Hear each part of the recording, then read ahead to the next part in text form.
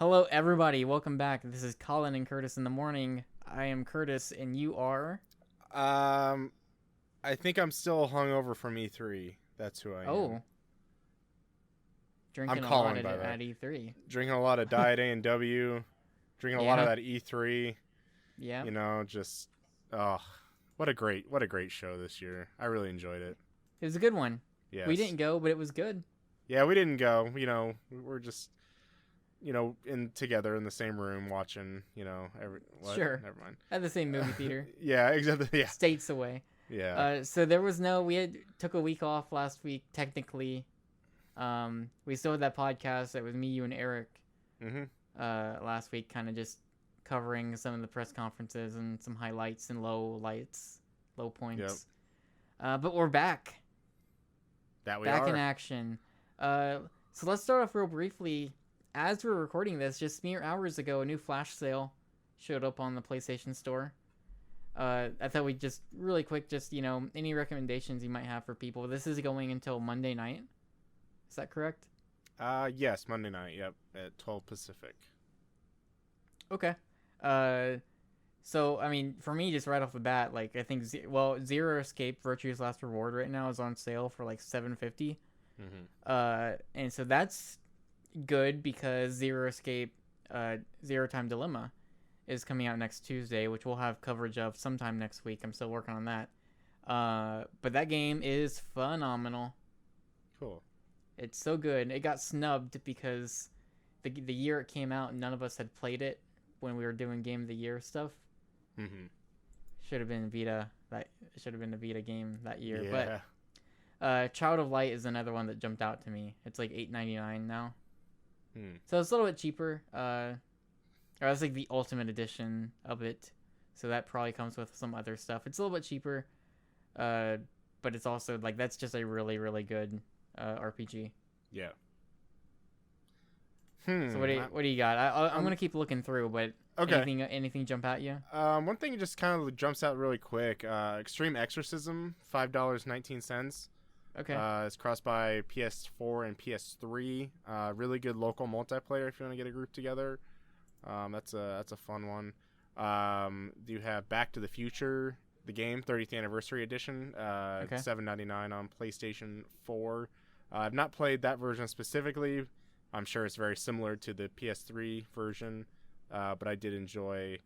It's kind of the only final. How do I say? Maybe the I don't know. I didn't want to use the word golden age, but maybe the old days of what we remember Telltale being. That would be. Yeah, I it's mean like that their was last it was game, pretty much. it was pre Walking Dead.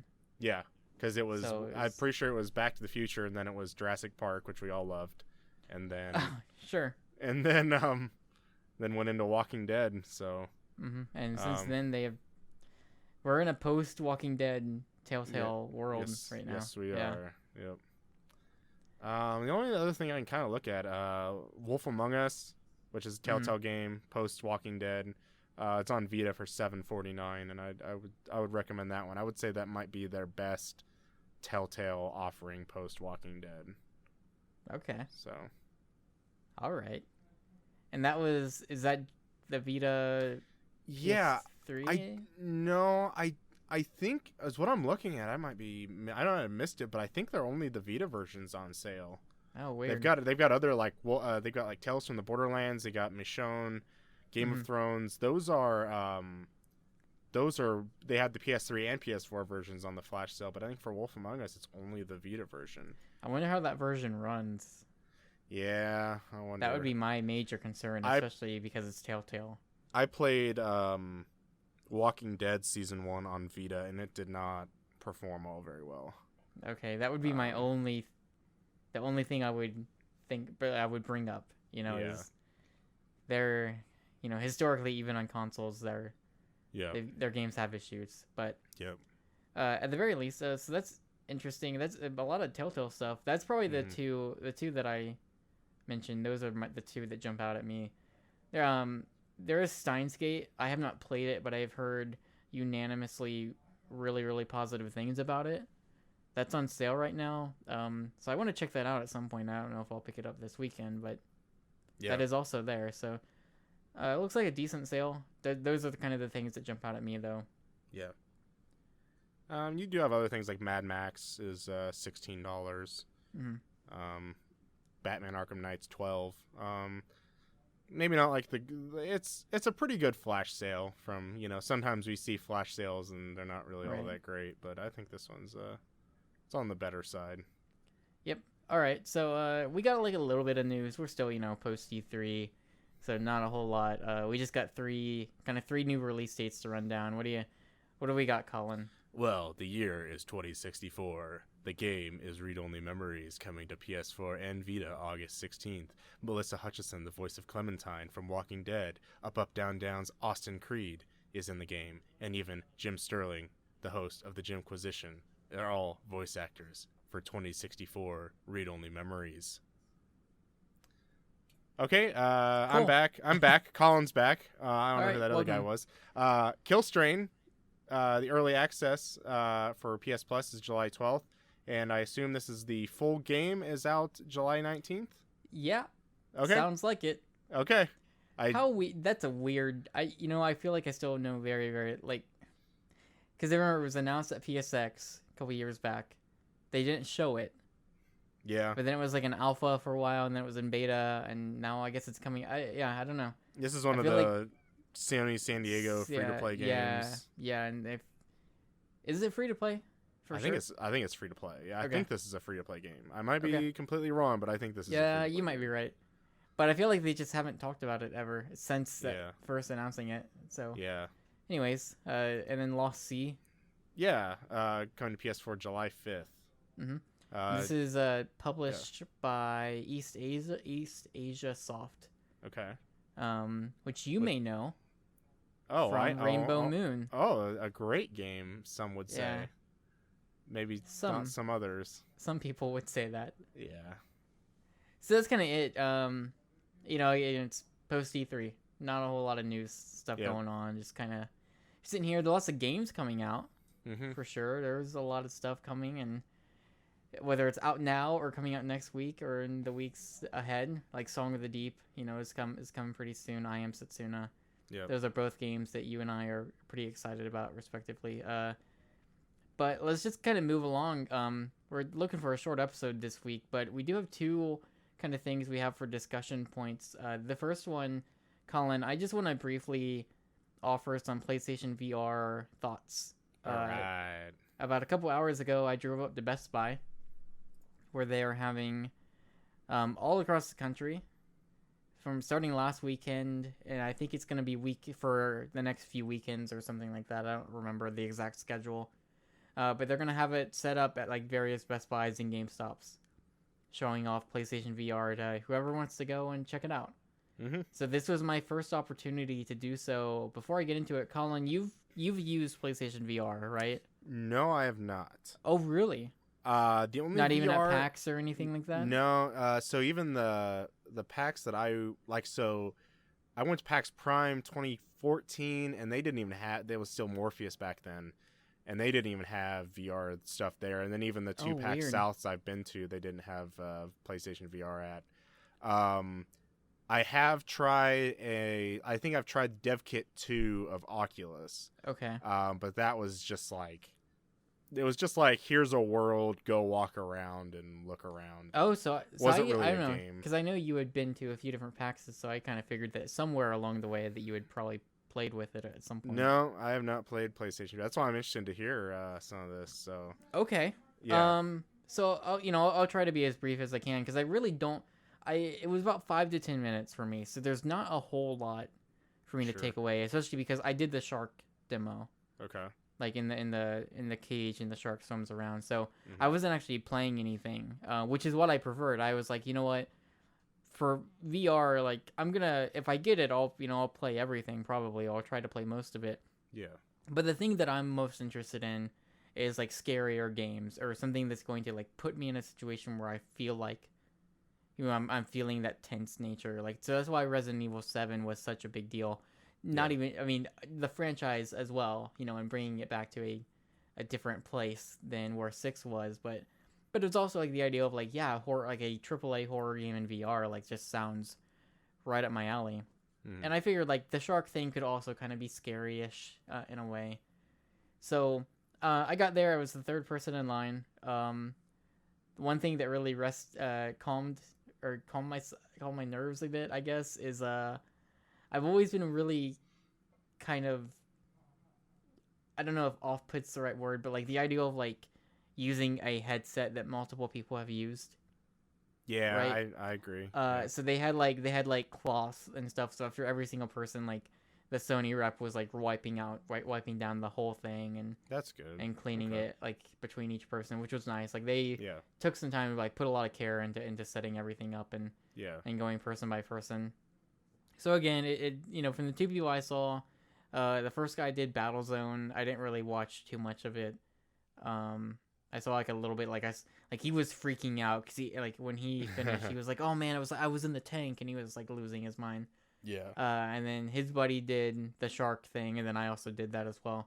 So those are the only two that I kind of saw. I mentioned this on Twitter, and we talked about this. I thought it was funny. Like one of the Best Buy associates, kind of younger, walked up and it was like, "Oh, is this that Oculus thing?" And the Sony rep just like stared him down and was like, "Are you kidding me? This is PlayStation VR." Yeah. And I took everything I could not just like start laughing. So yeah, so this is, I mean, my first time using VR of any sort, really. And it worked. Like it was I mean, at least, the situation I was in, the setup for it was very quick. Yeah. I mean, she put the headset on. She's like, "Okay, here's one thing I didn't realize until a few days ago. I was watching a video of someone else at another Best Buy event last weekend, and I saw one of the reps show the person all the different buttons and how you can adjust where the goggles are and like how tight it fits on your head. And that stuff, it's like, it just works. It's really slick. It's a really just like, as far as like the hardware is concerned, like it's a really just nice piece of like VR helmet stuff. Yeah. Right. And like, I feel like I finally understand the way people are like, yeah, it's really light. Like it's not heavy. It doesn't feel like it would be. It's super comfortable. Mm-hmm. Like immediately I was like, okay, I understand this now. I understand. You don't feel like when people say that. Yeah. You don't feel like it's dragging your face down. No, not at all. Okay. That was good. But yeah, it was, at first the view, the viewing like angle was a little weird, but then like I hit the button and I kind of pulled it closer and then it was totally fine. The only two things, like one, I mean, I had headset on, so like I kind of vaguely heard the music and people talking at Best Buy, which was a little weird. She wouldn't. I didn't want to say anything because I didn't want to be rude, but like the battery on the PS4 controller was dying, and it kept like popping up in the middle of the ocean, the little prompt that's like, "Hey, you should charge the controller." So that kind of took me out of it, but I didn't want to say anything. I was like, I don't want to be rude or anything, but and it wasn't a big deal. Yeah. And this, I think I should have probably adjusted it a bit more because I did see some light coming through the bottom. Mm-hmm. And that was a little strange too, because it's like you see the ocean and you're in it, and then like the very bottom, like if you look all the way down, you can kind of see some light coming through from the outside. But I think that if you just use some more adjustment, you probably are fine. But the demo itself, yeah, like you felt like you were there. There was maybe a little weirdness of like looking down and not seeing a body. Yeah. Sure, and so I feel like I wonder how games are going to handle, because most of the games we've seen is like, especially if it's like a first person shooter, you see the gun just floating there. Mm-hmm. And so I wonder if that could be a thing that maybe as time goes on, people will be more comfortable modeling like an actual body to make it more realistic. I don't know if that's going to be a thing or not. I could see I could just like see inside the shark's mouth whenever it come and like try to bite you or bite the cage. Yeah. Because you were there, like you could just look and you could just like you could see all the teeth modeled and all that stuff, and that was kind of cool. So I have a question. Are you standing or are you sitting? I was sitting down. Okay. So so I was sitting down in this chair. It was all like blue matted with like PlayStation logos on the back, And then there was a big behind this chair was a tall like curtain, kind of, and then the line kind of wrapped around that. Yeah. And so there was 2 points. One, there was a part where like the shark kind of like came towards the bottom of the cage and tried to bite at it, and like I moved my feet back, just like reactively, like instinctively, it just kind of moved my feet back. And then there was a point where it came like charging at me, and it kind of it rips the side of the cage off, so you don't have that protection anymore. Yeah. So it came charging, and I kind of like I kind of like jerked back, but the chair moved backwards. And I for a brief moment I was like, all right, I need to make sure that I don't move that much because I don't want to knock this curtain back. Yeah. But yeah, and like the demo ends and like the shark like is about to attack you, and then like a boulder falls down. I think for me, like at first, like you see a turtle and you see some jellyfish kind of fly by, and it's kind of cool. At first it was like, all right, this is interesting, but like I don't think it's like blowing my mind either. Okay. It's kind of cool, but as it went on, as like the shark kind of came into it, like I was just smiling, like I was having a good time, because it was like when the shark would attack and it's supposed to scare you, and it kind of like I would jump a little bit sometimes. But I was just smiling because it's like, yeah, this is totally working. This is what, like, this works. And it works well, and I'm not feeling, like, sick or anything. Like, it works. Like, I feel like I'm there in a way. Okay. It also, like, there were parts of it and also there were parts, like, towards the end where you started seeing rocks and boulders falling down. And that, for whatever reason, just looked really good. Or I don't know. I think there was this element of like seeing things move, and when the cage would move and it wouldn't move, like you could still look, like I could look to the right as the cage kind of circled around to the left.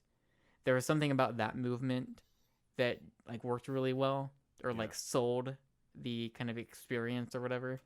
For me, there was a couple moments, very briefly, that like I was like, I just want to wear one of those suits that like,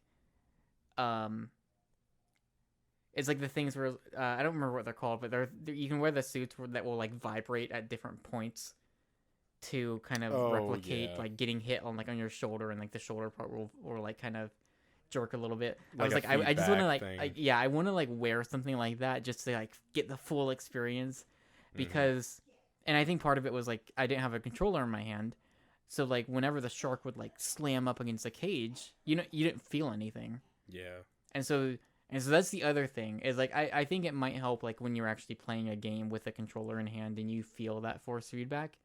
But like without one, you would have those moments and it's like you kind of jerk back, but then it's like, wait, I didn't, but I'm just sitting here, I'm not feeling like I wonder, that's the other thing I wonder, is like with certain, depending on the game, like is that going to be a thing that takes me out of it or not? Yeah.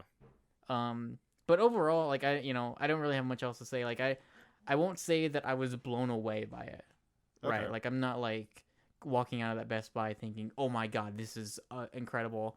This is the future."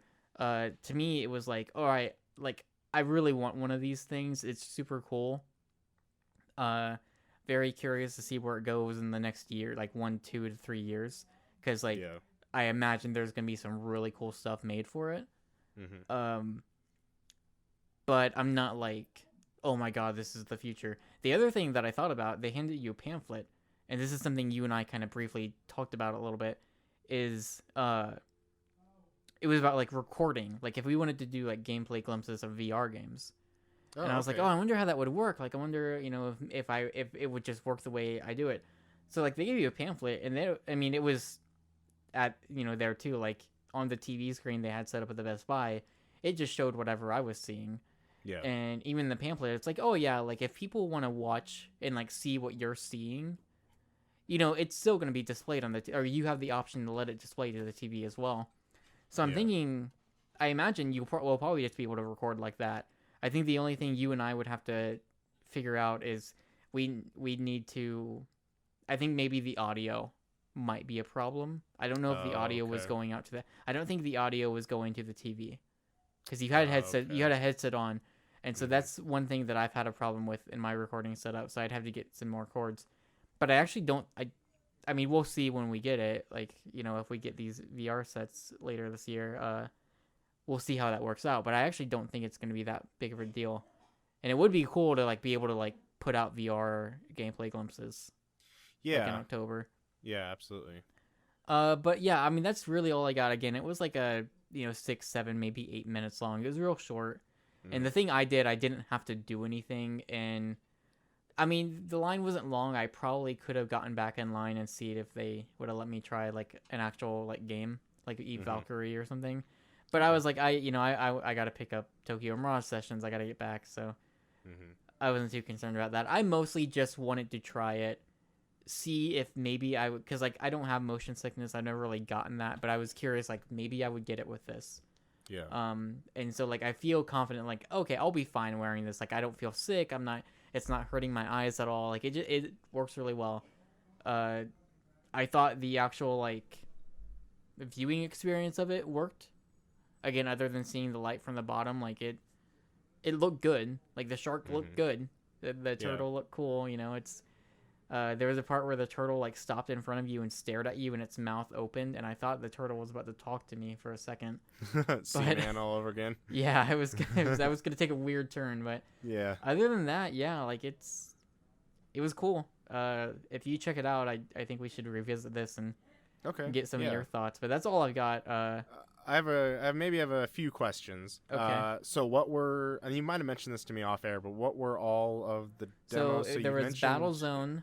Yeah. Was there. They had PlayStation VR Worlds. It was the shark thing, which I don't remember the name of, like aquatic something. Like the Deep, I thought it was called. The Deep. Oh, it might be that. So they had the heist thing, but the heist thing's not playable at Best Buy. Okay. It's only playable at GameStop, and I think that has to do with like the age rating on it. Yeah. They had the head something, like the soccer. I don't remember what it's called. It's Headmaster. Headmaster, yes. Yeah. They had that. They have Eve Valkyrie. And I want to say there's one other one, but I don't remember offhand. But they ask you which one you want to do, and they get it set up for you. Okay, cool. So. Yeah. And I mean, for my area, it's like a suburb. There wasn't a big line at all. I got there about 10 minutes in advance. I was the third person in line. When I left, there was like eight or 9 people. Okay. So. Yeah. It wasn't bad at all. I almost feel like I'd almost stay and try and get all of them almost. Like try to if the line's short enough, I'd almost like. Yeah, if it's short for, enough like, and if they're willing to get you through from multiple, sure. Yeah. But yeah, I don't know. Like I think that I just tried to get there earlier because I didn't want to have to wait in a long line if there was going to be a line, and also I was hoping I would be like the first couple because I didn't want to use the headset after like 15 other people used it. Yeah. I'm a little bit of a germaphobe in that respect.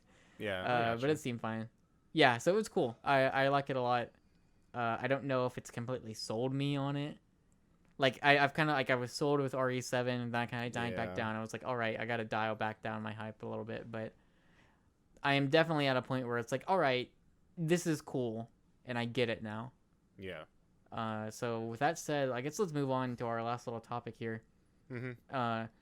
So Mighty Number 9 came out this week, finally. Oh, it did? Yeah. Oh, I must have missed that. Huh. Yeah. So, Was it good? Well, Collin, I don't want to break it to you. Oh. But so what I didn't want to talk about Mighty Number 9 though. So we are. It's God. I don't remember the year. I want to say it's been 3 to 4 years since Broken Age was first on Kickstarter. Yeah. And before Broken Age, obviously Kickstarter had been around. There had been other video game Kickstarters. Broken Age wasn't the first, but it was the first really big success, almost mainstream in how big it was. And now that's come out. Shovel Knight's come out. Mighty Number 9's come out. We've seen games that have been very successful, like Shovel Knight, like I just mentioned. Broken Age obviously had kind of a rocky development, but it came out and I would say for the most part came out pretty fine on the whole. And then you have Mighty Number 9, which has kind of been a mess, especially in the past year or so. So I've kickstarted 2 things, but both of those things were not video games. Okay. So the things I Kickstarted were like things that it's like, all right, yep, that came out a few months later because it was like a music album, and cool, and that's it, and that was that. And I didn't, there was no weird controversy, there was no weird long development cycle because it wasn't a video game. It was just a few months later I got my thing, and that was it, and I was happy with it.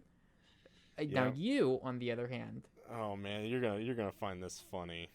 You have Kickstarted a number of things. I don't know the total. Let me open. Yeah. So I'm just thinking of more off the top of my head. I do have my phone. I'm gonna open the Kickstarter app, and it shows everything I've backed. So the first one that I remember is one that you're probably going to laugh at. Okay. So the first one was there's this project that was on Kickstarter, and it got funded really quickly. And then right when the Kickstarter was about to end, I was like, you know what? I'm going to do it. I put $100 down on it. Okay. And that was the Ouya. I was one of the backers for Ouya. You put $100. Yeah, so I could get the console. Because I was like, I want to see, I need this thing. Do you still have the Ouya? I do have my Ouya. I do believe right now that the most important thing I got out of that Ouya and the most used thing out of that Ouya was the HDMI cable that came with it, because now I'm using that into my capture device. So that was obviously important. But yeah, I did actually, I got some game credit. They sent you some credit after you were a Kickstarter backer to play Ouya stuff. And so I downloaded a couple games. I never really spent any real money on the store. But they did have Sonic there. They had Walking Dead on there. But sadly, it was basically just a port of the phone Android version. So there weren't really any games really designed. I would say the only main game that was designed for that was probably Towerfall. If you remember the original Towerfall. Oh my god, you're right. Towerfall was the Ouya thing. Yeah, Towerfall originally it was a big, because that was the thing. It was oh yeah, you guys laugh now, but we got Towerfall, and people were hyped for it. And then Towerfall, a few months later, ended up coming to consoles, I think. Yeah, with Ascension and everything. Yeah. If you guys could see my face right now, though, at this news. Yes, I was an Ouya backer. Good lord. Because so quickly, just rattle off everything that you've backed. Mighty Number 9, I put $5 down. Okay. Amplitude. If you don't feel comfortable saying how much money you put down, that's fine. Okay. Amplitude, I backed. Okay. Then I backed Yooka-Laylee. But there was one other game that I backed in the middle of those. It was called The Black Glove, which is a first-person game that was from ex-Bioshock people. Yeah. And I was really intrigued. Now, did that get funded? It did not get funded. Okay. And, I was gonna say, I was did we get updates on that? Or so it didn't get funded, and then maybe it might have even been a year ago, we got an email to all the backers who tried to back it. Yeah. Basically saying that the project is on hiatus and we may return to it at some point, sure. But no plans at this time. So that's probably dead in the water. So that's all that I've backed. So I'm pretty. So of the things you backed, Amplitude, I would say you're pretty happy with, probably. Yeah, I'm happy with Amplitude. Yeah. Yooka-Laylee is shaping up to be hot. It's hot. That game is looking really, really strong. Yeah. So, kind of some of my takes is, I'm not really, even with Ouya, I don't really know if I'm sitting here, I'm man, I really regret that decision. Mm-hmm. I'm just kind of yeah, that was kind of a cool thing, and I feel like it's more of a collector's item. Yeah. Now So the reason than it is actually I wasn't really. Mm-hmm. Honestly, I wasn't really buying Ouya to be this is going to be a game-changing platform. Consoles, PS4, you better watch out because here comes Android. I wasn't thinking that. I mainly got it for a collector's kind of item, just to be I got one of these and play with it and see what happens, and had a lot of kind of cool tech demo-y things on there. I suppose. Fun fact, it had a touchpad trackpad thing before even. I remember, the DualShock 4. So yeah, I remember that. Yeah. How about that? No, I don't. Man, the Ouya was an interesting thing. It was a Dreamcast before its time. Well, said no one. But yeah, the reason why I wanted to bring this up, it's not just because to dance on Mighty Number Nine's grave at all. Like it, Mm-hmm. that game and its developer has gotten enough, has been made fun of enough the past week and past year and a half or so. But I wanted to bring it up because it's kind of is this time period we're in where it's been a few years and we've seen successes, like Shovel Knight and for one. That's the big one that always pops out to me. Cosmic Star Heroines coming out in a couple months. That game is looking really good. Yeah. Yooka-Laylee also looking really good. We don't really know too much about like Bloodstained. We don't, but that was at E3 and the impressions have been it had like a pretty positive. They actually put out a demo for the backers this past week. Oh, okay. I think it was the E3 demo, and I've seen people talk very highly of it. Okay. Which is good. So like that game is looking like it's gonna, at least so far it's going pretty well. Mm-hmm. And we mentioned Broken Age, but Mighty Number 9 obviously was probably one of the biggest, we'll say, failures. Yeah. It definitely one of the bigger name ones. It is one that I think a lot of people will use as an example of why Kickstarter is bad, even though that's probably not how you should. Because Kickstarter is it's a really great opportunity for things, but I wanted to bring it up really to talk to you because you have backed a handful of these things and you've seen things that have succeeded and you've gotten something you like out of it. And even though you didn't, your name is in the credits of Mighty Number 9. Or no, or it's a generous backer. It's a generous back. I'm pretty sure I filled out the form, but that's, whatever. Right. So even just kind of some other thoughts, there would have been one other game I got close to backing that I just didn't, was Shenmue 3. I thought about putting, and it would have been like a Mighty Number 9 situation. It's like, I'll just give him bucks. I'll just give him like $5, get my name in the credits. I like it. It's kind of cool.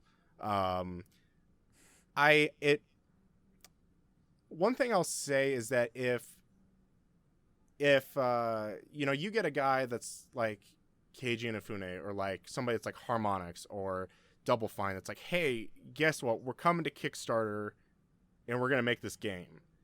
I am absolutely more, or like ex-Rare people or like ex-Castlevania people or ex-Bioshock people. We're gonna make this game. Here's our plan. Here's our vision. Back us. I am absolutely more willing to back that rather than, hey, I'm some guy named Collin and you're some guy named Curtis and we got this idea and we're asking for $100,000. There's like a 0% chance there needs to be a pedigree, and it doesn't have to be like someone like, and even some credibility, I guess. A little bit. Even if you're an indie developer, like if you can like with Cosmic Star Heroine, I think is a good example. Where it's like, okay, we're not like super famous people, but look, we've made these other indie RPGs. We clearly know what we're doing. Yeah. You know, and so like I think something like that helps. So I was wondering, like, as your experience so far, like, has any of, whether it's Mighty Number 9 or Amplitude or even Yooka-Laylee now, which I don't think you've gotten the playable thing yet. I don't think that's out just yet. I actually just got an email today saying it'll be next month when the Toy Box thing comes July, out, Playground or whatever. Has any of this like affected the way that you might kickstart things in the future? Like, do you feel like there are lessons to be learned here, or do you still kind of view Kickstarter the same way you did like 3 years ago? I would say maybe it's maybe lowered a little bit. Like, I do think, like, even just expectations, even though I just put down like $5 on Mighty Number 9, even if I didn't back Mighty Number 9, seeing that people's, I think, expectations need to be kind of in check a little bit. Like, I think a lot of people expect that when people say, here's our vision and here's what we're going to do and we're getting your money. Yeah. I think sometimes people expect that like they're going to get like a 9.5, 10 out of 10 game a lot of times. And I think they need to kind of maybe keep some of those expectations in check, knowing that like, one thing I thought about is, Amplitude came out and I backed Amplitude pretty good. And it was like, I know Amplitude, like, I think people expected like, okay, Amplitude's going to come out. It's going to have 4-player online multiplayer. It's going to have asynchronous multiplayer. It's going to have like all of these songs. It's going to have all these different modes. And I mean, you can probably attest to it. I would say Amplitude is pretty much a bare bones game. There isn't all that much to it. You just got the multiplayer, you got that story mode, and you got free play on different difficulty settings, and like that's it. Yeah, it's totally fine. I like the game, but yeah, same here. There is not really staying power to it. Like It's got a good track list, but it's I'm not gonna keep returning to it because for a music game I usually return to it if it's like music like licensed music or music that I really like. And not that I don't like the music in that game. There's some good tracks there, but it's like it's not stuff that I'm gonna return to. Yeah. And there, like you said, there's not a lot of different modes. And I mean, you look at Mighty Number 9, like that name, Inafune, like at least before ever all of this happened, that like his name meant like you're talking about like having a weight to who you are. Like that name meant something. Yeah. When they announced Mighty Number 9, people like it's one of the reasons why its failure is almost such a big deal now, because like you think about the reaction that got when they announced that they were doing a Kickstarter, like that was insane. And like that was the guy who made your like that was games. it was that moment of like yes, like if Capcom won't do it, then we can. It was that like like Shenmue 3, it's like put your money where your mouth is. Like if this big company's not going to do it, not going to make the game you've been wanting for years and years, well, we're going to do it as a community. And there's something to that, but like you said, it is good to remember like, okay, I am funding something. This isn't a pre-order. I mean, technically, like you can technicalities, but like there is something inherently different when you put your money down on Kickstarter compared to, I'm going to pre-order this game. There is something inherently different to that because that game doesn't exist right now. Yeah, exactly. Yeah, you haven't even seen that. Like with a pre-order, like like you get previews, you get playing it at events or something like that. But here, like you're basically pre-ordering an idea. Yeah. Almost. I would like if I don't know somebody like I don't know. Let's say Ken Levine leaves 2K and he's like, you know what, I'm gonna make a new game and I'm gonna call it Airshock Infinite or something. I don't know. Like if like somebody like big like Ken Levine goes to Kickstarter and like has good goals, I don't know. Airshock Below the Sea, I don't know. Yeah.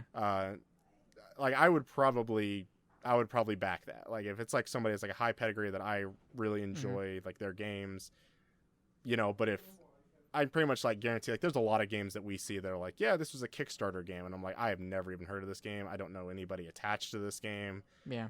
I don't really know that I'm really looking forward to it all that much. Sure. Yeah.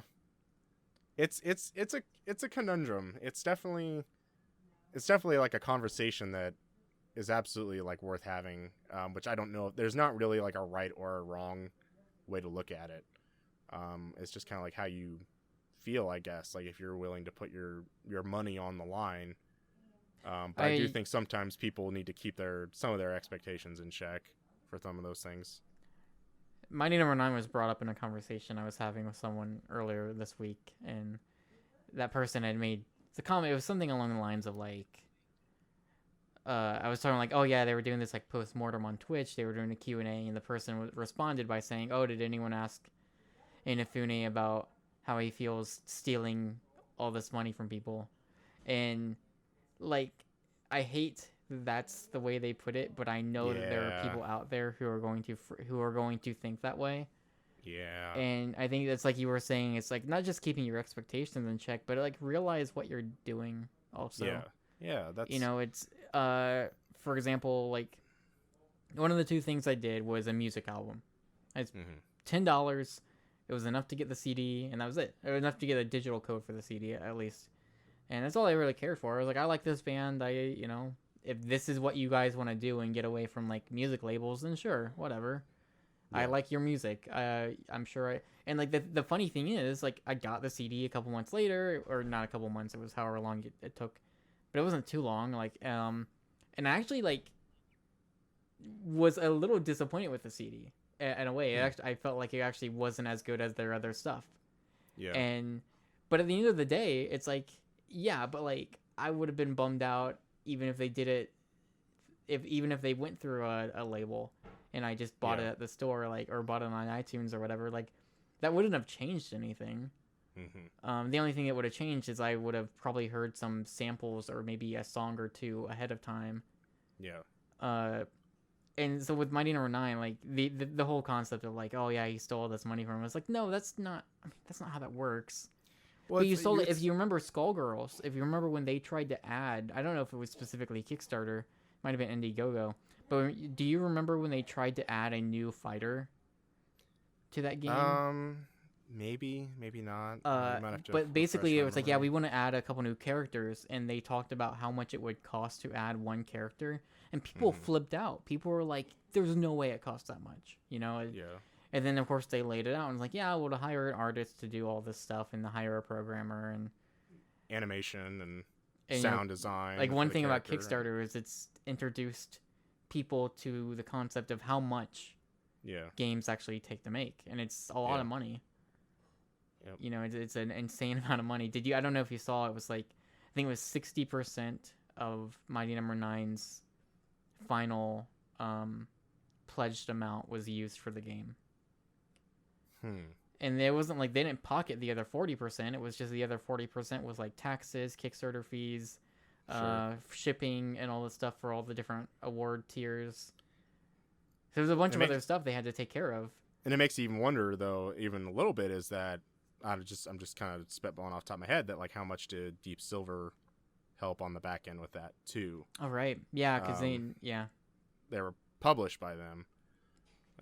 Do you I guess, like, you know, I don't want to go too much longer. We're actually going a lot longer than we thought, but that's how it goes. Yep. Do you think, I mean, in your experience, so you've done Amplitude, your Yooka-Laylee's going right now. Yep. I mean, you backed these things, so I assume even with Mighty Number 9, you only did $5, but I assume you were still getting updates. I mean, I was still getting updates, but the world was getting updates on Mighty Number 9, whether they liked it or not. But how do you feel about, like, you know, company to company, like, transparency wise? Do you feel like, I mean, not to put anyone on the spot, like, do you feel like one specific place has done it better? Do you feel like the Yooka-Laylee devs are, like, killing it, whereas Mighty Number 9 is like, I don't know. I don't know how much of it is, like, actual genuine thing, but I read the Yooka-Laylee update today, and I don't know if this was supposed to be like a dig at other backers or something like that. But they said, like, hey, we just want to let you know, like, hey, we just got done with the Electronic Entertainment Expo where we had hands-off demo, and they said the reason it was hands-off is because we wanted to make sure that backers, the people who backed our game, were the first to touch it. So, like, that's what they were saying, like, the demo. I mean, Mighty Number 9 obviously had that controversy because people who were backers didn't get the codes till, like, almost right when it released. Yeah. But if you remember Broken Age, there was a bit of a controversy there with Act 1, I believe, where reviewers were getting it around the same time as backers. Yeah. And some backers were upset about that. I would say on another side, I would say there was probably a good amount of people who backed Amplitude that weren't necessarily happy about how that was handled. I feel what specifically? If I would say specifically is that the game, from what my recollection was, that the game was announced coming to PS3 and PS4. Okay. And they announced it was coming out. It was going to be cross-buy, and then eventually they said, "Hey, guess what? To Kickstarter backers, Amplitude is coming out December 26th or whatever it came out, at the very end of the year." Yeah.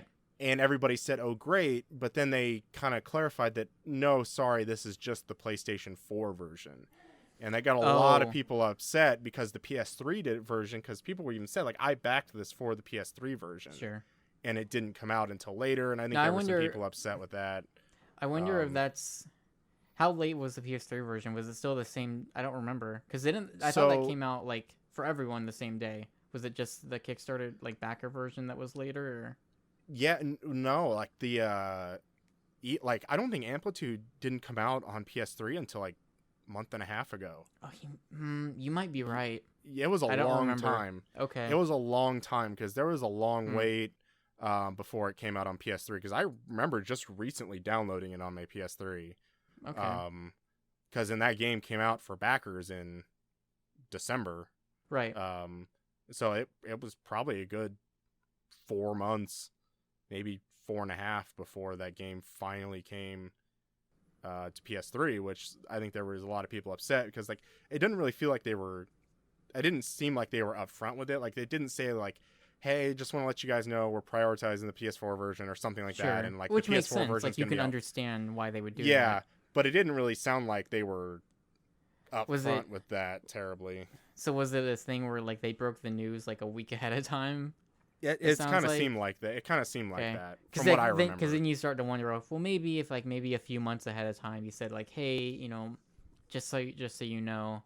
Yeah, from what I remember, it was just like, yeah, by the way, the PS3 version is not going to be out at launch, and it took a lot longer. And even when they were making updates for just like, yeah, you know, the game's getting received really well, like I looked at some of the comments and they're like, where's the PS3 version? Yeah, that's sure. Because I often wonder, and I think about this a lot, especially after certain interviews that we had done for like dev chats, is there's something really incredible about like the age that we live in, that you can get feedback almost instantly, whether it's through Kickstarter or Twitter or whatever, and that's super cool, because you can be in contact with your fans in a way that no one's ever been able to do until kind of in the past. I mean, it's not a recent thing, but it's, you know, the internet has allowed that to happen in a way that wasn't really possible, you know, like 20 years ago, right? It's a relatively new thing, and you see some developers and publishers doing really well at it, and then you see others not, and like they kind of trip over themselves trying to be genuine. I would say EA's one of the perfect examples of a company that tries to be genuine but just keeps tripping over itself.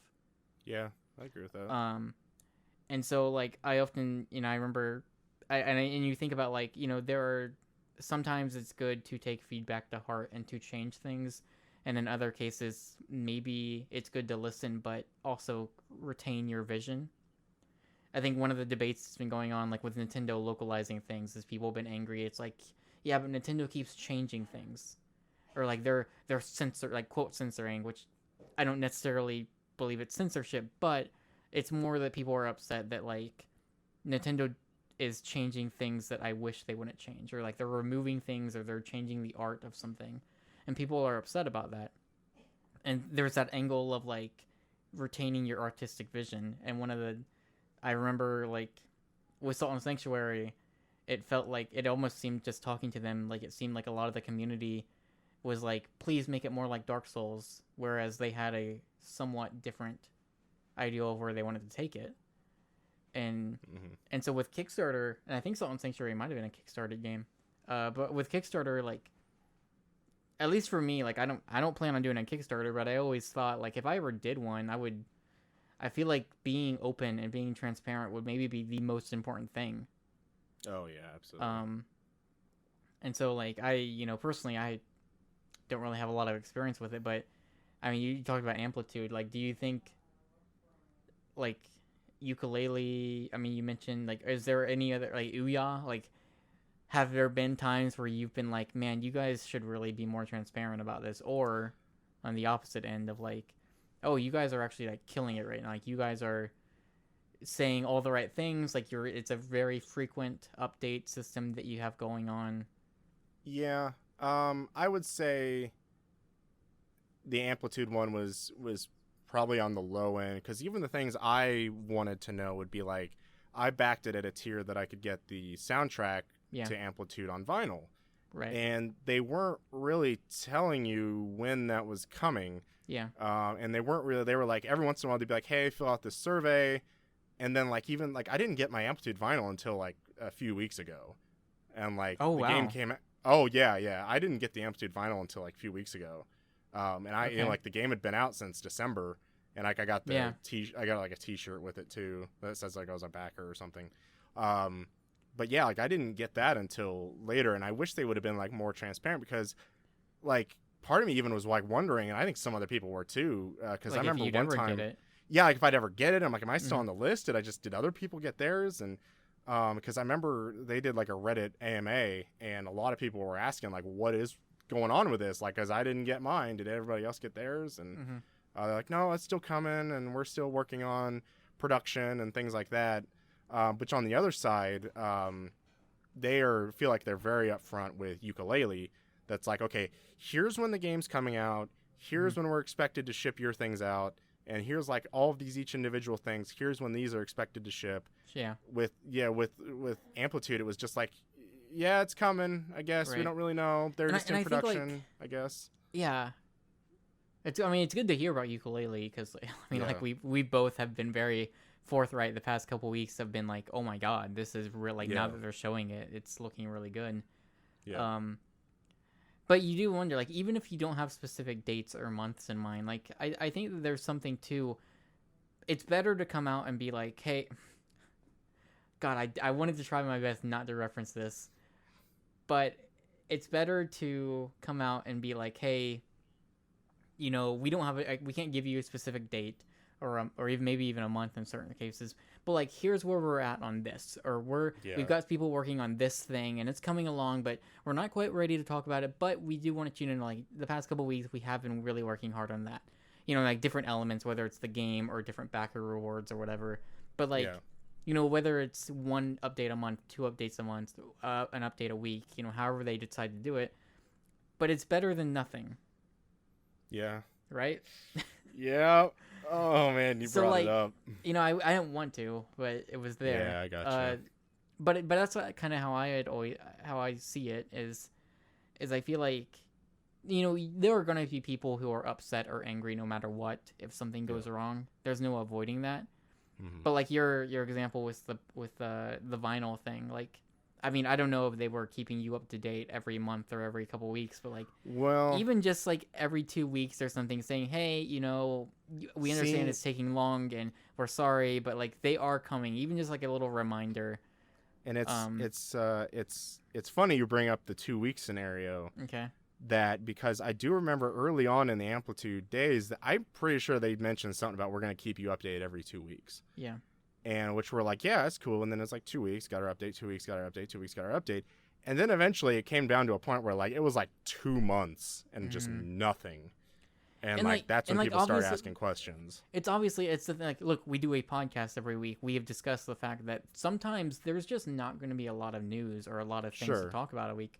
But in spite of that, like, whether you got to scrap together something or make a weird trophy trivia game, like, it's more the concept of like, just let people know that you're there or that you're still listening and stuff. And that's at least the way I view it. Is like, because like there are Kickstarter games that are still not out yet.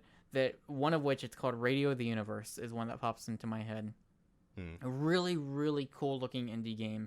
Got kickstarted like 2 years ago or something. And like it's gotten to a point now where you get an update like maybe every 7 months.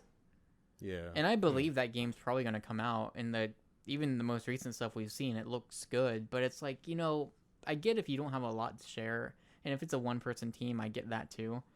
But like, just stop in to say hi or something, and communicate and listen to what people have to say. Because I think that would do a lot too to kind of ease some of the hatred that boils on the internet. Yeah, absolutely. But we've gone pretty long. Any other just random Kickstarter thoughts before we close? Not really. I do have one thought, but I'll probably just save it for off air though. Okay. I don't know if I want to bring it up here, but okay. Yeah. Well, I think that's gonna do it. Yeah. Yeah. We were like, let's go for a short episode today, but Kickstarter, there's a lot of stuff to talk about, so.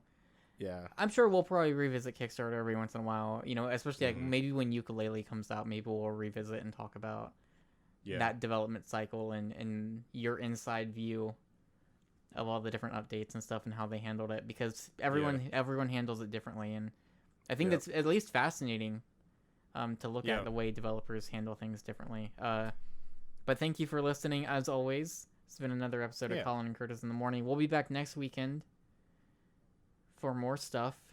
Maybe we'll bring back Trophy Trivia next week. Yeah, we should have a PlayStation Plus lineup next week too. Oh, that's true. That is true. We'll have that next week. So we'll definitely talk that. Any rough predictions on PlayStation Plus? Just throw one out there real quick. Costume Quest 2 and Citizens of Earth. All right, I don't think I can beat that. Okay. So I'm gonna go like nap. 2 games. Oh, you did it. So thank you for listening as always. And until next time, we'll see you later.